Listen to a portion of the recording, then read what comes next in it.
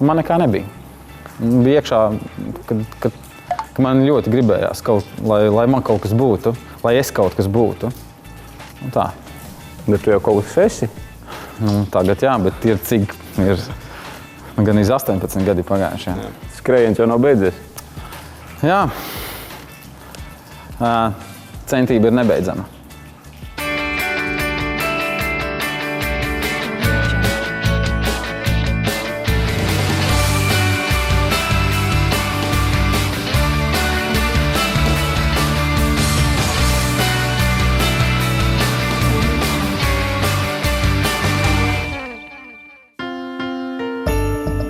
Benden Furniture ir 2005. gadā dibināta krēslu fabrika, kas salīdzinoši nelielās partijās ražo arī galdus. Tas ir 400–500 mēnesī. Krēslus līdz pat 10,5 tūkstošiem. Un šis uzņēmums ir lielākā masīva koka krēslu ražotne Latvijā. Latvija var Jaunpiebalgā pirmoreiz viesojās krīzes dziļākajā brīdī 2009. gadā. Toreiz Normundam Brēmeram bija milzīgas parādsaistības bankās. Ražošanu strādājot caurām diennaktīm nodrošināja faktiski tikai pati uzņēmuma vadība, jo strādniekus nācās atlaist. Uzņēmējs bija stipri vīlies valsts attieksmē. Un jā, viņam bija gari mati, kurus viņš toreiz solīja nogriezt tikai tad, kad būs izvilcis uzņēmumu no lielajām saistībām. Būtībā ir mainījusies tā pilnīgi cita situācija. Tagad es galīgi vairs necīnos tikai par izdzīvošanu, bet būtībā par uzņēmumu nākotni un uzņēmumu nākotnes labām iespējām un izredzēm. Šodien atsaucas uz to 5 gadu vēsturi būs, diezgan daudz būs, bet tas nav tas pats galvenais. Galvenais ir tas, ko tu domā par to, kas būs 5 gadus uz priekšu un vēl 15 vai 50 uz priekšu. Jā, gribētos, lai tas, ko es būtu darījis, vismaz līdz manām vecumdienām vēl vismaz darbotos ar mani bez. Vai šis ir apliecinājums tam, ka tev bija iemesls tos matus nogriezt? Ka ar uzņēmumu viss ir kārtībā, ka viņš ir izvilkts? Šis arī ir apliecinājums, bet īstenībā viss sals ir rūpnīcā. Stāvot bezdibeņa malā krīzes laikā, Normunds un viņa komanda savām rokām darinot krēslus nodrošināja izdzīvošanu, bet galvas jau urdīja idejas par attīstību, un tā bija iespējama tikai nopelnot vairāk. Šis veikals bija absolūti kā eksperiments maniem nākotnes biznesa plāniem par to, kā dabūt pēc iespējas vairāk naudiņu par to izdarīto darbu. Jo mēs izdarām visu no baļķa līdz ieliktam kastē, tādu, kā saņem tas cilvēks. Tikai tas pārdošanas gals, tas ir tas, kas jāpieliek klāt. Un senāk, mans krēsls eksporta tirgos maksā no 120 līdz 250 eiro. Bet tas, ko es dabūju par to, ir 10–15%. Tikai tā naudiņa, ko es reāli no tā dabūju. Jo no manas cenas tas vairumtirgotājs uzliek 100%. Un tad vēl veikalnieks uzliek vēl 100%. Šīs netaisnības apzināšanās Normundu neliek mierā jau vairākus gadus. Lai to mainītu, viņš saņēmās pirms 4 gadiem atvērt veikalu Rīgā. Ir doma, ka savi veikali nepieciešami arī Skandināvijā un Rietumē Eiropā.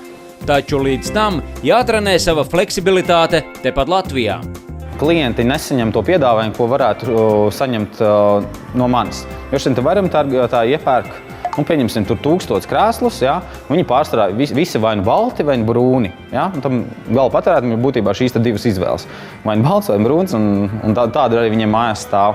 Šeit es piedāvāju 2 sugas, tur vairāk kā 10 toņi.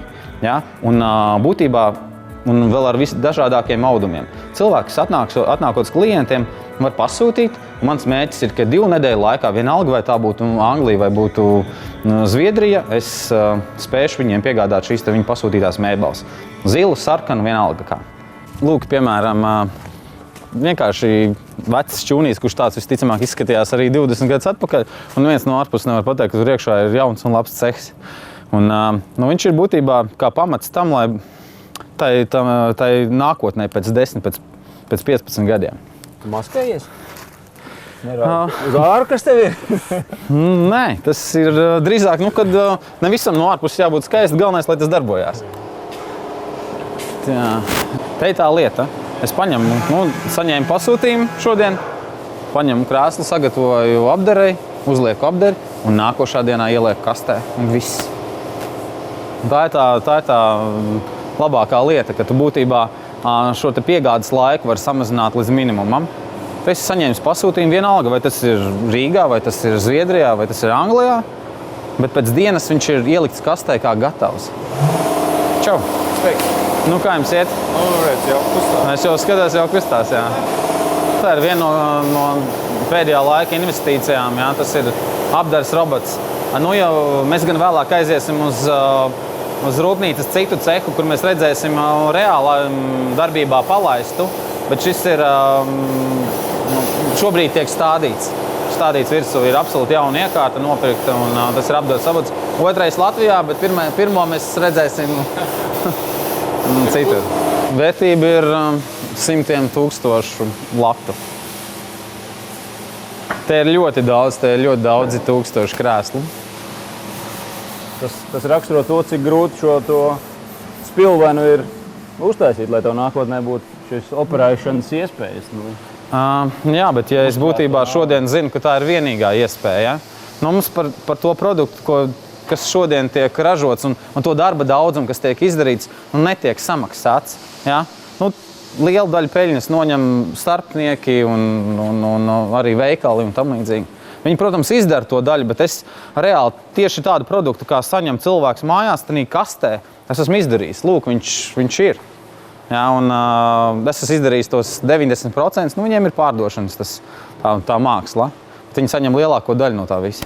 Tā ir milzīga iesaldēta nauda. Un tas vēl nav viss. Tas ir vēl daudz naudas, kas ir saldēta cehos, visādās sagatavēs un tam līdzīgi. Šis ir būtībā tikai priekš Latvijas vēl. Tas vēl nav priekš tā, ka es gribētu tur sūtīt uz Angliju un Zviedriju un Somiju vai uz kādām citām vietām. Un lūk, gatavs! 17 gadu vecumā viņš te sāka strādāt prakses laikā. Dažus gadus vēlāk jau bija direktors un rūpnīcu izvilka no 100,000 lieliem parādiem. Sapratis, ka tā laika uzņēmuma īpašnieku attīstība neinteresē, viņš dibināja krēslu fabriku Cēsīs. Pēc tam pārpircis savu pirmo darba vietu Jaunpiebalgā, kas atkal slīga parādos. Tobrīd viņam bija 25. Tāds efektīvākais varētu būt izaugsmē tieši tāds krīzes skarbuma mirklis un pēc tam, jo tas krīzes skarbums deva tādas mācības, kādas nevar neviena augstskola nestāstīt. Neviens mums nestāstīja, ka tā var būt. Es zināju par ekonomikas kāpumiem, kritumiem un tam līdzīgi, bet es nezināju, ka manā gadījumā tie būs 60–65% kritums no apgrozījuma. Un ka man tādā atlikušā naudā ir jāieliek visi savi jautājumi, atbildības, pret valsti, pret darbiniekiem, pret bankām, pret piegādātājiem no tās atlikušās naudas. Es nezināju, ka tik skarba var būt vide. Tad es to zinu, līdz kādām robežām kaut vai var investēt. Ja? Kad tev lai cik būtu cēli un labi un mētiecīgi tavu mērķi, tu nedrīksti būtībā ļauties tādai pozitīvai eifārijai. Visu laiku ir jābūt ar pesimistisku viedokli. Ka var būt slikti, bet okay, mēs visu darām, lai būtu labi, bet nevaram iet pārāk straujiem soļiem. Vienlaikus Jaunpiebalgā nemitīgi tiek investēts. Roku darba aizstāja arvien gudrākas mašīnas. Tās neiet uzpīpēt, neslimo un nav sliktā omāsmē Normunds. Taču vienlaikus viņš slavē arī savus darbiniekus. Arī viena no pagājušā gada investīcijām 6 asu CNC, kurš būtībā var izdarīt jebko uztaisīt, no liela kluča varu izfrēzēt tavu seju, ja vajag. Būtībā jebkādas iespējas ir. Galvenokārt šī iekārta bija nepieciešama tīri dēļ tās nākotnes iespējām uztaisīt kaut ko ļoti sarežģītu. Vienkārši vai vidēji vai tam līdzīgi rūpnīca bija ļoti laba jau arī, 5 gadu iepriekš, ja? Bet tīri, lai varētu uztaisīt sarežģītās lietas, ja? Jo viņa var jebko. Uzņēmējs Latvijā vispār tiek uztverts apmēram tā, ka viņš ir tikai naudas pelnītājs un tikai varbūt pat rausējis, ja, un ka nekas cits neinteresē. Piemēram, interesē būt līmenī, interesē būt konkurētspējīgam. Jo šodien es zinu, ja es pie tā nestrādāšu, ja es nemēģināšu nonākt tur, kur ir labākie, un nevis es runāju par Latviju vairs, ja, kur ir labākie Eiropā, pasaulē, ja, tad es zinu, ka tas uzņēmums agri vai vēl nespēs pastāvēt. Katrā gadījumā ir milzums zināšanas, lai tas darbotos. Tas galīgi nav viegli. Pie manas izstādē ir nākuši cilvēki, mebļu izstādē, un gribējuši nopirkt krēslus, un es viņiem piedāvāju, bet galds arī. Viņš saka, nē, es esmu pats galvenais, galdu es pats uztaisīšu. Es saku, ko tā krēslus? Viņš saka, nē, vienreiz mēģinājumu nevajag. Ka nē, ka tas ir pietiekami sarežģīti.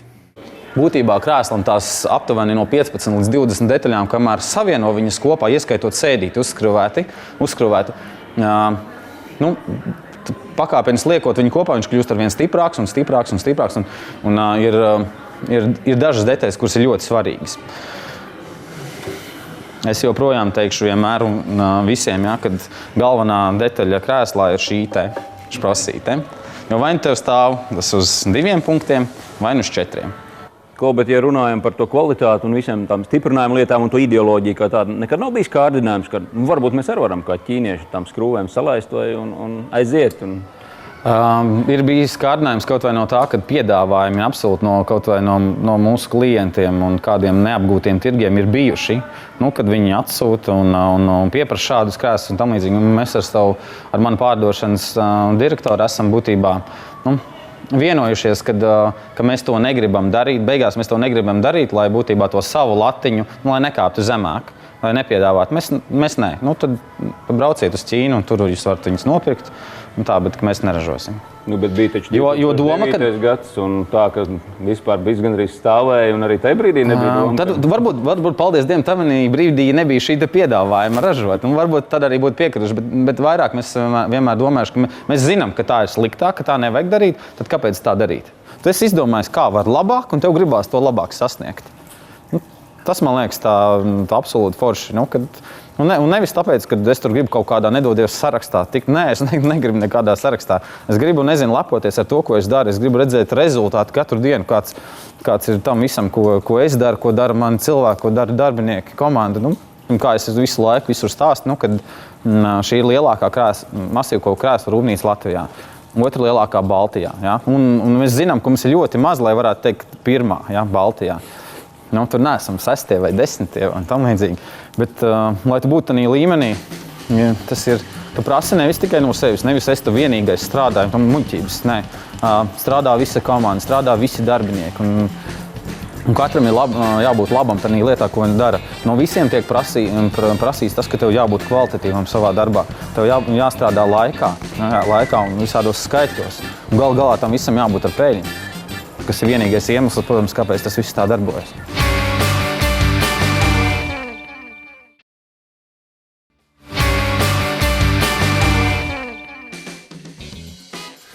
Zaldzburga. Jā, draņķība zina. Abi šitā zinās vecā. Sarī. Kanerva. Jā. Baigi vienkārši. Šitā. Venden Furniture pastāvēšanas laikā attīstīti 140 krēslu modeļi. Katram savs vārds, un te katrs arī uzņēmuma vadītāja Normunda Brēmera un pārdošanas vadītājiem Ančes Krabuļa galvā. Kad uzņēmums tika dibināts, Normunds 25 gadu vecumā bija pieredzējušākais. Ancim bija 21. Pārējiem vadošiem darbiniekiem aptuveni tikpat. Tiešām mēs tur bijām zaļi gurķi tajā kantorī, kas uz lapiņas sarēķinājām, kā rūpnīca strādās, salikām sev algas. Un teicām, ok, aiziet, iedod iekārtas. Normunds sagādāja iekārtas, sagādāja rūpnīcu un strādājam. Jā, teiksim, absolūti, teiksim, es tā tagad padomājot, kā tas viss izskatījās, teiksim, no mūsu klientiem, jā. Atbildes klienti, es esmu tas, kas no klientiem nerunāju. Es esmu par ražošanu, varbūt baigi skarbais un tā. Un ir Ancis, viņam ir 21 gads, tur ir jauns gurķīts, ļoti slaids un stāsta par to, ka mēs te ražosim krēslus un jums viņus vajag. Ir nākuši klāt cilvēki kā meistari, kas ir izauguši jau šobrīd. Viņiem varbūt ir tas nevis, viņi bija tajā sākumā, ka mēs bijām draugi, kas šeit visu izveidojām, bet viņi ir šobrīd iekļaujušies ne tikai darbā, bet arī draugu pulkā. Noteikti. Jā. Jo tas it kā liekas, strādājam, beidzam, teiksim, 5 un viss, bet mums tepat ir uzcelts pašu taisīts volejbola laukums, kur mēs turpinam spēlēt volejbolu pēc 5 savā starpā. Iesim Zāģētavā. Labam bērzam nav jānonāk ostā, pārliecināts ir Normunds. pat bērza dēlim tā nav īstā vieta. Mūsu lielāko resursu pārdodot nepievienojot tam faktiski nekādu vērtību, Latvija zaudē pārāk daudz. Teiksim, tas pircējs iespējams, kas viņus uzpērk ostā, var samaksāt labāk nekā, teiksim, mēbeļu rūpnīcas, jā, bet tas pienesums Latvijas ekonomikai ir daudz mazāks. Es saku, es esmu paskaitījis, bet saistībā ar teiksim, zāģētavu, kas varbūt pārdod žāvātu dēli, mana pievienotā vērtība mēbelēs ir 13 reizes lielāka. Un to toreiz pieņēmis, ka tā koku faktūra dažam labam klientam nemaz nav vajadzīga, ka balto pa virsu un miers mājās. Tas ir man personīgi ļoti neizturami. Ja? Tu tikko redzēji dēļus, ja, un tu redzēji baltu, labu materiālu, kur ir absolūtā koka tekstūra redzama. Mēs viņu uztaisām kā plasmasa. Bet to, protams, nosaka tirgus, un ja tas ir tas, kas ir tirgu vajadzīgs un par to maksā, tad tas ir jādara. Man ļoti žēl labu koku nopūšam uztaisam kā no plasmas. Es, teiksim, absolūti esmu pūtis un zinu, cik ir vajadzīgas zināšanas, liela profesionalitāte, lai tu krēslu nopūstu. Ja, tas ir sarežģītāk par kādu plātņu, teiksim, mēbeli. Ja, tas ir vai galdu nopūst vai kādu bufeti, ja, bet lai krēslu nopūst. Tā ir īpaša tehnoloģija, ko tam lakotājiem ir jāmācās. To dara robots, un viņš dara 2 reizes ātrāk un 2 reizes labāk. Tas man sajūsmina. Cilvēki ir jāizglīto. Un es ļoti jūtu, cik vāja ir Latvijā arodu izglītība. Ja? Mums ļoti daudzi mācās vidusskolās, un pēc tam aiziet augstskolās, ja? un iespējams vēl nav redzējuši nekādu pieredzi gandrīz līdz tam augstskolas beigšanas. Un tad šie jaunie cilvēki domā, ka viņi ir gatavi darba tirgumu un visu zina, un ka tas augstskolas diploms ir iedevis viņiem visu un tā, bet īstenībā varbūt tie ir kā 20% no tā, kas cilvēkam būs vajadzīgs. Un, teiksim, manā gadījumā man tas absolūti noderēja. Laba arodu izglītība, ja, no kuras es būtībā aizejot pēc tam tālāk mācīties uz juristiem, es tomēr atgriezos pie tās arodu izglītības, ja, ka tas tomēr man šķita interesantāks. Nākošgad Venden Furniture plāno debitēt pasaules prestižākajā mēbeļu izstādē Ķelnē, tāpēc komanda lauza galvu, ar kādu krēslu pasauli pārsteigt. Tikmēr vairums pircēju, kā jau visos laikos, priekšroku dod pārbaudītām vērtībām.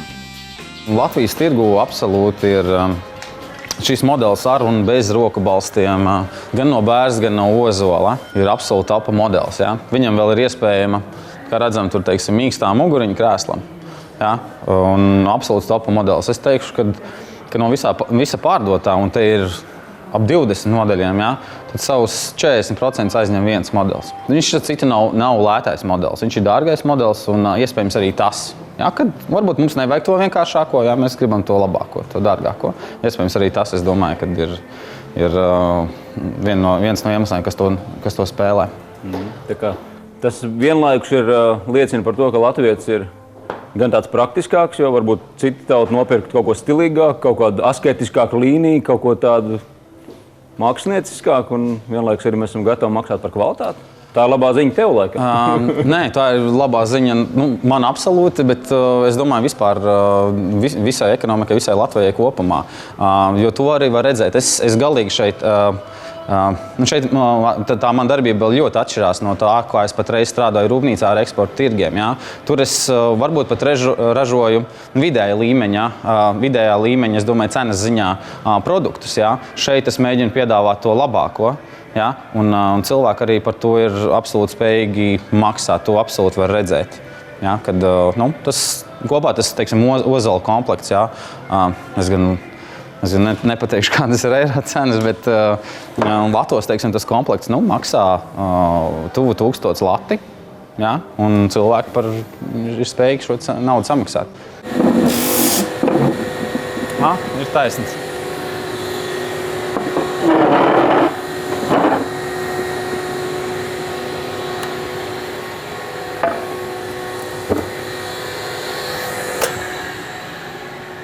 Kad pats pēdējo reizi es ķēries tā pie paslīpēšanas, paskrūvēšanas? Man ir tas, ka es absolūti, ja vajag, var aizvietot jebkuru no vadības posmiem. Teiksim, būt konkrētā ceha vadītājs tajā brīdī. Un man liekas, kad kādu pusgadu atpakaļ, kad viens meistars 2 nedēļas slimoja, tad es biju 5 darbā un to cehu vadīju un tā. Es galīgi nekautrējos strādāt vai tam līdzīgi, bet es zinu, ka jau, lai es ietu vienkārši pie darba galda strādāt, ka tas ir šausmīgi dārgi. Ka tas ir daudz par dārgu. Kad ir citas lietas, kas obligāti jādara. Es personīgi esmu šausmīgs profesionāls pie šā aparāta. Es ļoti daudz tika nostrādājis pie tādā posmā. Citi iet visādās līderības skolās, bet tu, man liekas, es jau tāds drusku piedzimis ar to. Jau 16 gados būdam šeit skatoties uz tiem večiem pīpētājiem, tevī kaut kas no tā viss, tā mūžīgā sacensība ir iekšā, nezinu, no kurienes, bet ir. Es jau teicu, ka mēs atpūšoties, mēs spēlējam volejbolu. Un, protams, tur, kur ir spēle, tur ir azarts un ir arī strīdi un pārmetumi tur komandas starpā un tam līdzīgi. Mani biedri vairs dēļ tā, man līderis, man liekas, ar mani negrib vairs spēlēt. Jo viņš laiku taurē vienā taurēšanā un audzina tikai, tu tur to nepareizi, nepacēla augšā. Tā. Dažreiz tas viss ir apgrūtinājums. Viņi man, teiksim, es aizbraucu kādās brīvdienās vai tam līdzīgi un visu laiku telefonā rakstu un e-pastus un tam līdzīgi un pretī saņemu e-pastu, un taču beidzot atpūties, liecies mierā.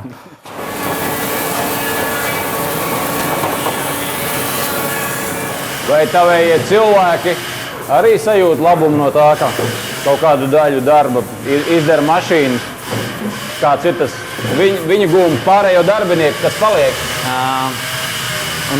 Tīri, teiksim, fiziski šī operācija pirms šā robota bija ārkārtīgi grūta. Ja? Tev šis krēsls visu laiku ir jābērš. Ir vajadzīgs tīri spēcīgas rokas un tas ir tīri grūti. Tas tīri fiziski atvieglo darbu. Un arī nopelna vairāk naudiņas tas aparāts. Jā, viņš arī maksā. Kamēr rattelnieks. Tā jau tas visās lietās ir tā. Liekas, ok, mēs nopirkām, teikt ir vieglāk, vairāk paliek naudas pāri. Bet sākumā tā nauda viss iet bankai. Tu esi aizņēmies, lai tu viņu iegādātos, un tad 5 gadus strādājam atpelnā, un pēc tam arī ir. Pēc tam sākam labot. Jā, un tad sākam labot, un sākam remontēt. Un pēc tiem 5-7 gadiem ir izdomāta jau jauna tehnoloģija, un tev atkal ir jāpērk jauns un jāgulda iekšā. Tiem laukiem jākļūst efektīvākiem, bet kā mēs redzam, lai kļūtu efektīvāk, strādā ar vien vairāk mašīnas, cilvēkiem mazāk nodarbas laukos, tomēr paliek mazāk. Tu kaut kā netiešā veidā, vai nav tā, ka tu esi par dažiem, bet pārtikušiem cilvēkiem laukos. Pārējie, piedodiet, tam nav racionāli pamata. Nē, pieņemsim, nav tā, ka cilvēks, kas ir zinošs, kaut kādā vienalga kādā profesijā, tur speciālists un tam līdzīgs, pieņemsim, viņš zaudē vienā vietā darbu, bet ja viņš ir strādāt gribošs, viņš noteikti izdomās, ko darīt. Un viņš radīs papildus pienesumu pat tad, ja viņš no iepriekšējās vietas atlaists.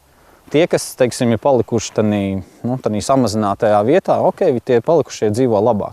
Un tur kāds teikt, ir atlaistais, pieņemsim, kas dzīvo sliktāk. Viņš dzīvo tikai uz mirkli sliktāk, jo viņam nāksies izdomāt, ko darīt. Un tik līdz viņš būs izdomās un sācis darīt, viņš būs pienesis vēl lietu klāt. Jautājums jau tāds, ka visās vietās, kā tu teici, ir jākļūst efektīvākiem un arī laukiem. Ja? Nevar, absolūti tas nedarbosies. Teiksim, padomājam, kā strādāja, teiksim, ražošana 10-20 gadus atpakaļ. Ja? Tas mūsdienās nebūtu nekad iespējams. Tā varbūt, nezinu, kaut kur dziļi Krievijā varbūt kāda rūpnīca tur tā strādā. No tā, ka tā ir ideja līdz tam, kad tas aizies ražošanā, un ja mēs ļoti centīsimies, vēl tur, es domāju, savs gads paies kopā. Jauna, ekstravaganta dizaina krēsls nav ne tuvu garants peļņai nākotnē. Tas ir līdzeklis, kā pievērst sev uzmanību un nodemonstrēt savu varēšanu no skices līdz perfektam krēslam, gan vizuāli, gan ergonomiski.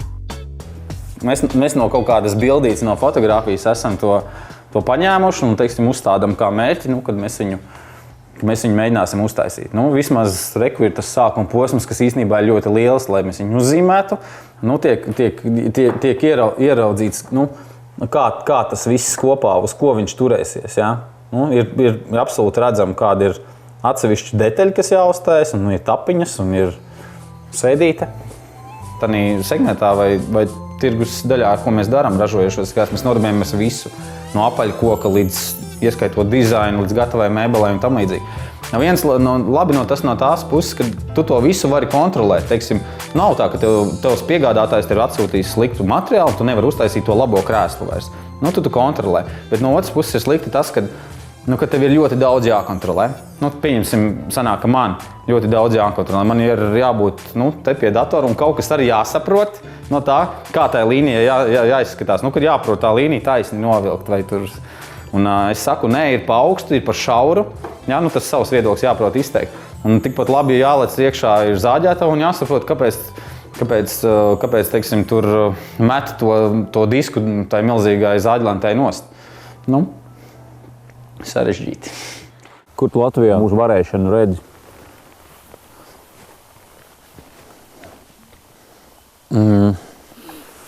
Sakarīgā apstrādes rūpniecībā, orientējoties uz eksportu. Mēs tomēr esam tāds tranzīta ceļš.